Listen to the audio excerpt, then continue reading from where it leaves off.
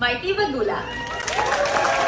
May kembot ako, naimbitahan kami ng UST Journalism Society, Department of Journalism at ng Probe Productions para sa isang paggunita ng Lakas Bayan noong 1986. Andun sina Cheche Lazaro through video, Julie Nielaga, and Joseph Kataan ng Probe. Medyo nag-fangirl ako kay Pulitzer Prize winner na si Manny Mogato. Kasama ko rin ang aking pole dancing coach na si Queen Matilda at ang aking sorority sister na si Tita Baby. May film screening tapos pinag-practicean kami ng mga future journalists.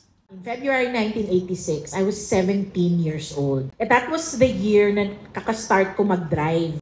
Hindi pwedeng mag-absent ako. Taga Valenzuela po kami. I had an 8 o'clock class, kaya ang aga, umalis na ako ng bahay. Tapos pagpunta ko sa UP, ba't walang tao dito? Parang, bakit walang klase?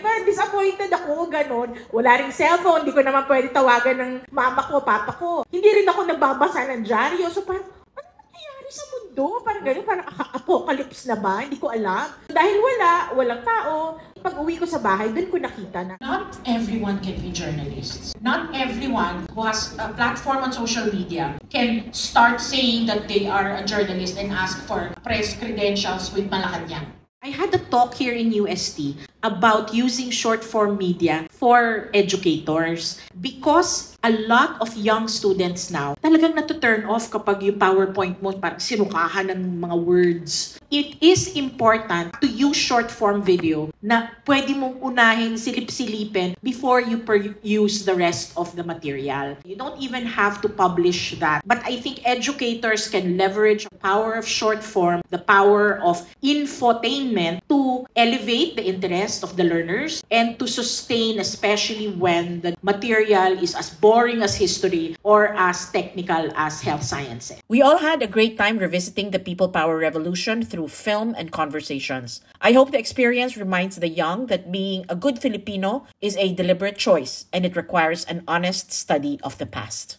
O diba?